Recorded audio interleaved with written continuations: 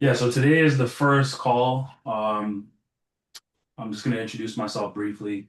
If you don't know me, my name is Cal Mears. I'm head scout at the Northway, and the Northway is a Canadian basketball platform, and we're just helping college teams and pro teams find the best Canadian basketball prospects. And we decided to start a monthly call to kind of give back. Just myself as a former hooper myself, and understand the recruiting process and just we want to help you guys increase your chances of getting recruited. We know everyone's journey is unique and different. So yeah, man, I just thought I'd also bring in a someone who is well accomplished in the sport. Um, his name is Joel Brown, as you can see on the screen. If you haven't read the Instagram bio, he played at Brewster Academy, which is one of the best prep schools in America. They produce guys like Donovan Mitchell, Will Barton, and a number of other NBA players. And he got a scholarship to Cal out in California. And after 4 years there, he went to Iona. So that's just a quick synopsis on who he is. And you don't mind just telling people about yourself, a little about yourself? Yeah, so hello everyone. My name is Joel Brown. I've known Keon Mine for some time now. I used to play with his younger brother back in the day, AAU. So time has flown and we're here now. But with my journey, I've played basketball all my life essentially. Born and raised here in Brampton, and then moved on to America, where I was trying to seek exposure, and ended up getting an opportunity to attend a prestigious prep school, and then as well, navigate my way through college at the University of California, Berkeley for 4 years, getting my bachelor's while I was there, and then getting the opportunity to play at Iona, and then also obtain my master's degree. After that, getting the opportunity to play in the CEBL. For those who don't know what that is, it's the Canadian Elite Basketball League, which is currently going on right now for pros from all over the world, and that's usually a 3 month stint. So did that and got an amazing opportunity to work in the front office for the Denver Nuggets this past season. Something that I couldn't pass up on, and it was definitely a great experience. And throughout my journey, I've learned a lot, and I want to be able to give back to the younger generation and just kind of help you guys navigate through this journey, like Keon has mentioned. Yeah, man. So thank you for your time. Thanks for being here. Guys, so the topics we're going to discuss today, trends in recruitment, NIL, in the new cap space, just development tips, and just the things that we're seeing in the industry. And if you don't know, as far as the Northway, we have a middle school camp coming up July 12th, and it's just to create an environment of a league competition, education, and provide you with exposure to some of the best prep schools. Um, so that's enough about the Northway. Let's get right into things. Um, let's start with Joel. I'm gonna give him some questions and just have him talk about his journey and I think it'll help you guys navigate the industry just because like there are so many prep schools and there's guys charging an arm and a leg and it's a business. They know the likelihood of providing real exposure. So we're just gonna give you guys some feedback and some insight on how that works. So speaking of Brewster Academy, how did you end up there and yeah, how was your time there? Yeah, so for those who don't know, I went to St. Edmund Campion to start off. So right here in Brampton, I did 2 years there. Um, I started in grade 9 playing on the senior team, and from there, I knew that this was the path that I wanted to take. I wanted to take my game to another level. And at this time, we didn't have prep schools in Canada. We had ROPSA and OPSA. So for me, the goal at that time during 2015, 2016 was like, hey, how can we go to America? So I end up moving from Brampton to Arizona.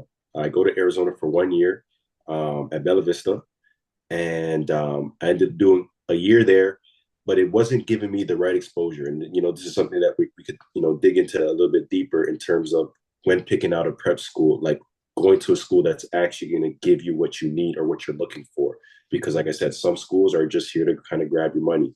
So I ended up going to, I had an AAU coach who took me under his wing, and he had brought a lot of guys over from Canada to Brewster Academy. Brewster Academy is in the NEPSAC League, New England League. So in states like New Jersey, Massachusetts, Maine, New Hampshire, and for some of those places I never heard of, but those were where the best kind of basketball players were playing in the East Coast, and that's where the real exposure where was. I'm playing against older guys who were it's essentially getting you ready for college. So I made that move. I made that move in 2017. I did 2 years there, and Brewster, they've had 24 guys from there going to the NBA. I was fortunate enough to play with 4 guys during my time in both years. Would have been 5. Unfortunately, Terrence Clark, for those who don't know, had passed away, and he was a potential lottery pick in 2021. And so during my time at Brewster, that molded me. That honestly changed my life. When people ask, one of my greatest, experiences in basketball, it was Brewster Academy. It changed my life. I was around guys who were 5 stars, guys who were hungry, and we were all trying to achieve the same goal, which is play Division I basketball. And we're all coming from different areas of life where we're the best player on our team. So how do you come to a school now where you're playing with other guys? How do you mesh? How do you showcase your talent to other coaches? So we always had coaches coming into the gym for open gym, and it was very competitive. That was it was a great opportunity for me. I was getting more looks in those open gyms at my prep school than I was at AAU, but that was the foundation and setting that Brewster kind of provided. We played a college type setting. We were playing college on a college court. College is 20 minutes perhaps. So we were doing that routine, prepping us, for college. And during my time there, it was amazing. I had won a national championship my senior year. I was able to get over 25 scholarships. And then from there, I ultimately chose, University of California, Berkeley, just based on what I was looking for at that time coming out of high school. Mm-hmm. And yeah, that's a wealth of experience. It's unique in itself because you guys got to understand, like, not many people get to play at that level of prep school, like where you're playing on a national schedule, you're traveling around the country, you're on TV sometimes. NBA scouts, college scouts are constantly coming to the gym. And I played in the same league. So everything he's talking about is legit because, like, guys like I grew up with, like Michael Carter Williams, George Niang in my league, Nerlens Noel, Nick Stauskas. Just playing against those guys on a regular basis gives you a realistic view of what college is going to be like. Yeah. So, what, as far as your development, like, what got you to that level? Because there's also the development side Right. with, training, and then some people overplay Right. and they don't really take the development side as serious. So what did you do to kind of get yourself to that level? Yeah. I have to shout out one of my uncles. When I was transitioning from middle school to high school, I kind of always had played up. But during that summer transitioning, I was going to LA Fitness, so I was just playing basketball anywhere. And I think that's a thing a lot of kids nowadays probably don't do as much as just go outside and hoop. So I was going to play against just older guys all the time.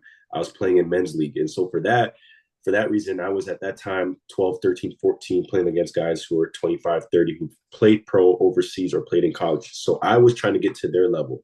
So for me, during that time, that was my development. That was helping me get stronger. That was helping me understand the game because I'm watching it from guys who actually have experience, who know what they're actually doing. So a lot of times I may be sitting on the bench. I'm not really there sulking. I'm really soaking in all the knowledge. So for me, it was actually just being an open book and asking a lot of questions, more than just saying, hey, I'm just going to go outside and just shoot a bunch of jump shots. What am I actually trying to focus on? What am I actually trying to get better at?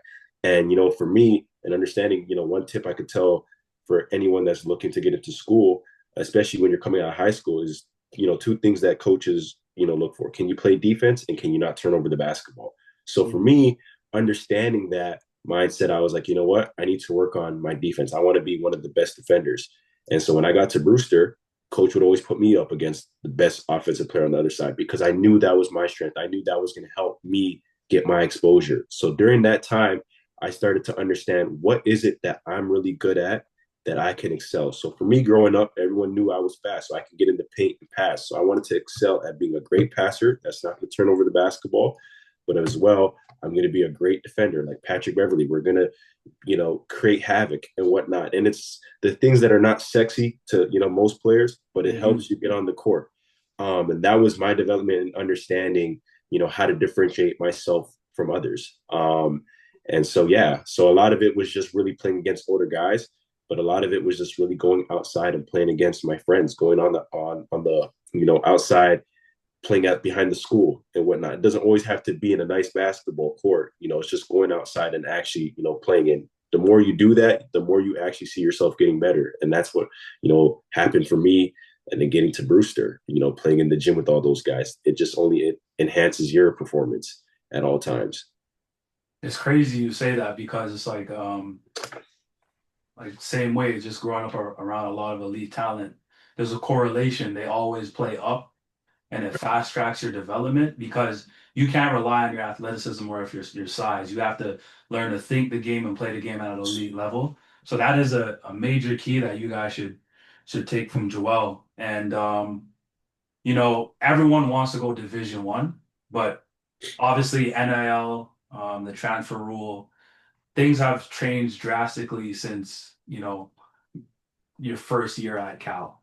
For sure. So, and that's high major. So like not everyone's gonna go high major. Right. Even low major, it's like coming from Canada, it's not, something that's rare anymore, but it's still Right. tough just because money, international scholarships, now the recruiting worldwide. Like I was just got off of, like I have a friend who we both know at Right. K-State. Um, they're recruiting overseas now. So your competition isn't just North America, it's Europe, it's Africa. So you're competing with kids who now Yep. are playing overseas because NIL has made it possible and a new cap space to pay these kids like pros. So now you don't have to play at FC Barcelona. You could Right. come here, get paid like a pro and develop and still potentially go to the NBA. So like with all these levels, U Sports, OCA, D1, D2, D3, um, in your opinion, if any of these parents or kids were to be like, how do I find my level? Because everyone wants to go D1. Or Right. what is the difference between a Division 1 player? Like, what does that look like from a development standpoint, a mindset standpoint, a character standpoint? Like, I think a lot of people want to go D1, but they don't understand what they're asking for. Right. Yeah. I think when you think of Division 1, you got to think of it being a full-time job, not even like 40 hours a week type of job. It's 24/7. It's how you approach every day, whether it's in on the court or in the classroom, because at the end of the day, you're still a student. So you have to have the academics. You have to make sure you're attending study hall. You guys are a figure on campus. So students, professors, they know you. How do you treat people? Um, people are watching you, right? And as you get older, you understand that you're an actual brand because before this NIL and stuff like that, like there's people coming to watch these games, like I said, but they weren't paying us at a time, right? So Mhm. they're benefiting off of your name, image, and likeness, right? You're a representation of your family and whatnot, your values and stuff like that. And so, I think with being a D1, it comes with a lot. Sometimes it comes with a lot of pressure, and it's unfortunate because you sometimes see, some of these kids, get DMs from fans and whatnot, but it's that serious, right? It's gotten to that level because we've changed it into a pro type, business. And so, with Division 1, it comes with having a strong mindset. You can have all the talent in the world, but sometimes people with all the talent in the world don't make it because their mindset isn't the greatest. They don't have a growth Mhm. mindset. They don't know how to grow. They don't know how to make sacrifices, have balance. It's going to come with fame. It's going to come with money. It's going to come with understanding people being needy, but how do you focus on what you're trying to, achieve? And so, you know, I think with being in Division 1, when you're there, and you got to understand that you're replaceable, right? You could be Mhm. there for 1 year, and then boom, coach could tell you, hey, I don't think this is the fit for you. Then you got to end up in the transfer portal, and sometimes when you end up there, you don't find a home. So for me personally, whether it's OUA, OCAA, AUS, whatever the case may be, Division 1, Division 2, I think it's best, when parents or athletes are looking for a school, like if that school wants you and they're showing you, hey, this is how we can use you um, in our program. We see you kind of being like, we want to build around you. Like you need to hear those words to Mm, understand, like, hey, this school is actually serious about me. And if you do what you're supposed to do, you can elevate. So, the one thing I'm starting to kind of understand now and I'm seeing is I don't want, people are so fixated. I got to go Division 1. I got to go Division 1 in order to be a pro. And that's super false. You see guys in OCAA and OUA who have great, successful careers overseas because they actually went to university and played. Why go Division 1 and not get an opportunity and not play? Like there's no fun in just sitting on the bench because you're basically devaluing yourself as time goes on. And mm, so, everyone's journey is different. Um, you know, Luckily NCAA has made it possible where you can go to JUCO for 2 years and then still go to NCAA and still have 4 years to play. yeah. You can go to OCAA for 1 or 2 years and still go NCAA and still play. So it doesn't matter where you start. At the end of the day, it's just that you got to put in the work. And the mindset the Division 1 players have is, hey, now we're making money. People depend on us and Mhm. whatnot. So we got to put in the work. And a lot of time you're going to miss a lot of family. There was a lot of times being school in California, I never came home for Christmas or summertime. There's times I've actually spent, more than 12 months out of the year or Mhm. 14, 15 months straight just being in America, essentially. But I knew that that's what I wanted to do because this was my craft. This is what I signed up for essentially. And I had to make sure I balance both, like I said, academics and athletics. Because if you don't have academics, you're not playing. And it's simple Mm. as that. You say So that one more time, please. if you don't have academics, you're not playing. It's simple as that.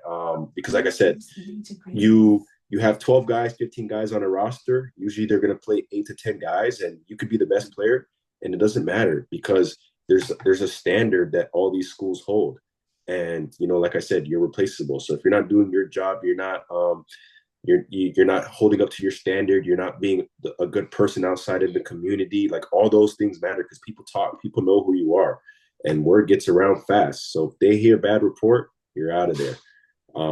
So yeah, maybe at a big university like California. I was at a school with 50, 60,000 kids, but they know who everyone on the basketball team, the football team, and Mhm. whatnot. So like I said, it's a full-time job from the time you wake up to the time you go to sleep. People are watching. So that's what comes with I think being a Division 1 athlete and whatnot compared to different levels. Which, like I said, there's nothing wrong with it, but if you say you want to be a Division 1, just understand there's a lot of things that come with it. Yeah. All right, guys. So speaking of academics, there was a situation where I was helping a kid Mm. last week get a high major scholarship, and that program had former NBA coaches on staff, a lot of high major experience coaching with Nate Oaks, and they lost the scholarship because they didn't have their academics together. So one thing, you guys, and I'm gonna put this in chat, is if you are in grade 9 and up, you need to register with the NCAA clearinghouse and make sure your grades are meeting the requirements. And when coaches come and speak to you, they don't have to figure out how am I going to get his transcripts. Is he a qualifier? Is he not? Right. Because they'll just move on to the next kid. And literally the conversation was, oh, we have a kid coming on a visit anyways. Like we'll just give it to him. So Mm. you don't have time, like you're Canadian, like I'm sorry, like you're competing with a number of other kids from around the world. So with that said, in your last year doing your master's at Iona, um, that's kind of when NIL came into play. Yeah, yeah, How yeah. did that kind of shape where you went for your graduate year, and how did it Right. play a role in that time? Yeah. So I'm going to give you kind of two stories. So for me, for Iona, one, I wanted to come back closer to home playing in New York. And that was obviously closer to Canada, being back on the East Coast. And there's a lot of great basketball on the East Coast. Iona as well was just starting NIL. So I was able to be the first class that came in and got NIL, and it was a good check. So I was like, okay, cool. Mhm. There's a good opportunity for a check. I'm close to home. and I get to have my master's done in 1 year, this is like the perfect opportunity. Like, why would I say no to that, right? And now it's funny because as soon as I get out of there, these guys are getting paid six figures and whatnot. But this Mm, is how the game has changed. And you see guys who are getting millions of dollars, and it's life changing money that can, help you and your family, right? Um, and whatnot. But I've also seen the downfall of it where kids are just chasing money and then hmm they end up with no money because either one, they obviously don't have financial literacy to understand how to take care of all this money, or two, they go to a school where they're offered the most money but they don't play, so they have to transfer next year. And when you transfer in that portal, you're sitting there for a while because coaches are like, why am I going to pick up this player who never played?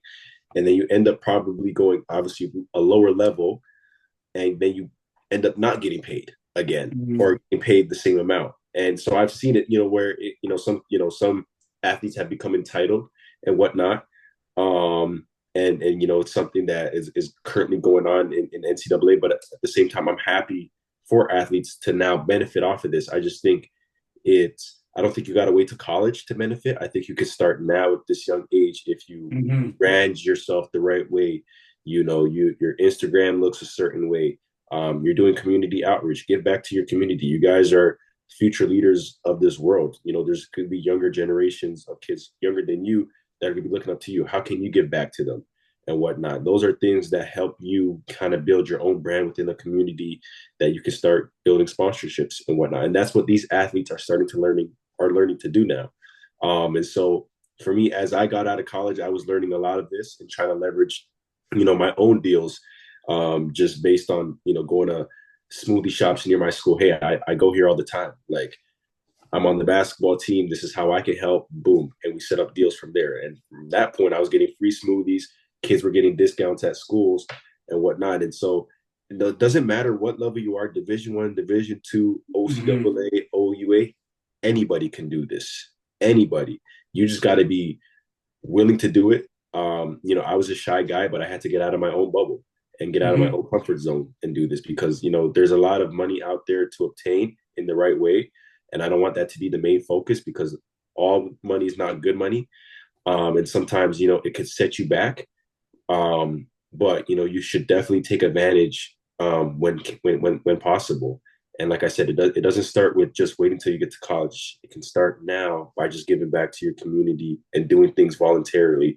And from there, you just start to build stuff that it's on your resume that people can be like, okay, this person is a brand ambassador. We can use this person for our company. This is how we can, market this person because he's done X, Y, and Z in his community. And that's essentially how I started without NIL becoming. And imagine if NIL was there, man, I don't know what I would be doing. Yeah, But it's you know what I mean? different. Like, that's just what it is. So, like I said, I don't want, parents and kids to kind of just be like, I got to go to the school that's giving me the most money. That's not what it's about. You got to go to the school that's the right situation. And then from there, you just learn how to handle your money the right way and go from there. Yeah. So two actionable items. One, sign up with the NCAA clearinghouse if you haven't. Two, I'm putting Joel Brown's Instagram contact there if you want to connect with him after this. And we want to just kind of open the floor for some questions. We got about 8 minutes left on the call. So does anyone have any questions?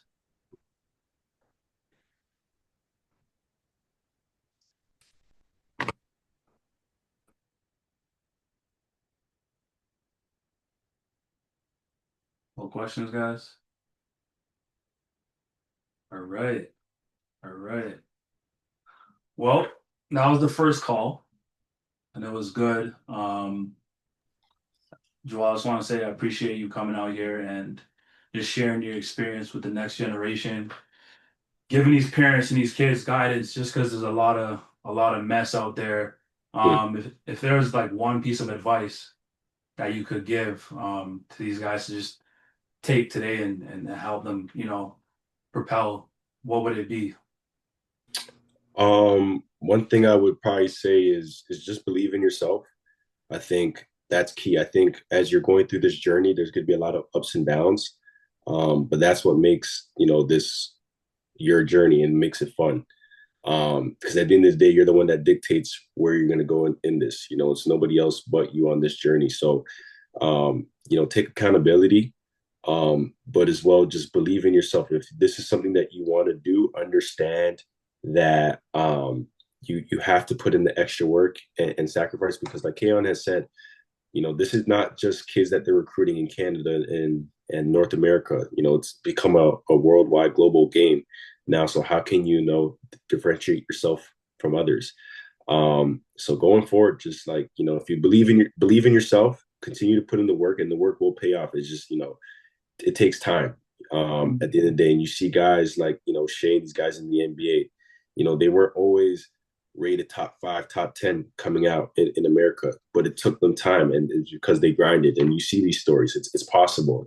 And like I said, just continue putting the work and believe in yourself, and you'll see great things happen for you, for sure.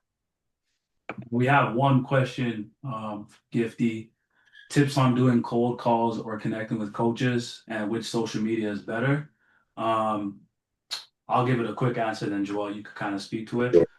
Um, in my opinion, I think you just have to focus on being good enough, because even speak to these coaches, they don't answer calls or emails. There's a million, like literally, like their DMs, their answering machines are flooded. So as long as you focus on like being an elite basketball player, I think that'll take care of everything. And then, like Joel said, make sure you build a great Instagram brand. And a lot of these coaches are on Twitter. Actually, right. Yeah, to what Keon said, like, believe it or not, there's a lot of these coaches, watching Instagrams and Twitters, and it might not be their personal page. It might be a fake page. It might be someone that they paid to do this. And Mm, so understand that you are being watched, even if you feel like you may not be. But as well, like, tailor your social media to basketball, if that's what that's what you do, because that's mhm. essentially what coaches want to see, and whatnot. But nowadays a lot of coaches don't really answer calls or emails. They have a plethora of it, and usually you got to go through someone. So the main focus is to be good, because trust me, if you're a good basketball player, a coach will definitely know who you are, because just word of mouth, and they'll take the time to reach out for sure. Yeah. And well, we have like 4 minutes, but the importance of academics, what are grades, coaches, schools looking for? Um, Make sure you register with the NCAA clearinghouse. So it actually has a rundown of all the core courses you need to take in order to be eligible for a Division I scholarship or a Division II scholarship. So um, literally, like even now, go to Google, type in NCAA clearinghouse and register, and they'll tell you if you're on your way to becoming a Division I athlete. So just for example, like core classes are like math, English, science, a language, Hmm. and I don't know all of it off the top of my head, but um, Joel, I think you could answer this one. What separates a player who gets recruited and a person who just performs okay at camps like this? Yeah, like, I think what separates a player is how do you stand out? Are you communicating? Are you loud? Are you doing the little things? Are you playing defense? Are you rebounding, setting screens, diving on loose balls? Like, everyone's gonna go to a camp thinking, oh, I gotta score, I gotta score, I gotta Mm-hmm. score. And that's kind of just the wrong mindset. Like, coaches want to see what else and what type of other impact you have on the game. And Mm-hmm. even if you're not scoring, but you're making the right plays, if you're a point guard and you're out there and you're getting a lot of assists, you're not turning over the basketball, and you're defending at a very high level and whatnot, you'll get recruited. Coaches will be like, okay, I like this kid and whatnot, because every college team has 1 to 2 scorers. They're not going to have Mm-hmm. 10 to 12 guys. You're going to have guys who have different roles. So I stay, it's a cliche, is star in your role. Whatever you're good at, that's what you should go to camp and emphasize that. So if you're good at getting rebounds and setting screens, you set the best screens, and you grab all the rebounds, offensively, defensively. If you're great at Mm-hmm. defense, you pick up 94 feet. That's how you just kind of stand out, honestly. Yeah. And then would you recommend investing in our showcase tournament? So in our middle school camp, is No, I definitely a think good I think I think investment. it's US Showcase Tournament. Oh, US, Yeah. US. Okay. US showcase tournament. What I think it depends on the grade, in my opinion. Um, and then yeah, like if you're in middle school, like I was telling the kid the other day, like unless you're LeBron James, they're not coming to watch you. So if you want to play 100 AAU games in middle school, cool, by all means, go do it. But they're not coming to balling in the beach Right. unless Rajon Rondo's son is playing because he's an NBA player. So it's like you got to understand, like I'm me personally, if I had a child, I'm not putting 10K into playing youth basketball. I'm putting 10K into your development, your body, your Right. training, your studying, your academics. Like that's just me. But like, Joel, what do you think about that? No, I agree with you. I think at that age of middle school, I don't think it's smart to invest all that money because into that specifically just traveling for AAU and whatnot. Because like you said, coaches are not really recruiting you at that age. They're really Hmm. recruiting you in high school. But if you can develop like through middle school and become a beast in high school, like then you already have a head start. And I think that helps you already kind of on and off the court have an advantage because you've gotten the academics down, you've gotten your body, your mind, you got in the skills and whatnot. So now you can kind of be that better player will come high school and actually invest 10K or whatever it is to play high school, and then you eventually end up on an AAU team that's paying for your expenses and whatnot because that's always the goal. But I don't think it's wise to do all that at the sixth, seventh grade, fifth grade Hmm. at all. To be honest, because yeah, a lot can change from then to high school. So, you know, Yeah, no, that makes sense. So again, guys, we really appreciate you guys coming here today. Um, no problem. We really appreciate it. Be sure to connect with us on Instagram, and we're more than willing to help you out. 1,000%. All right, guys, have a good night.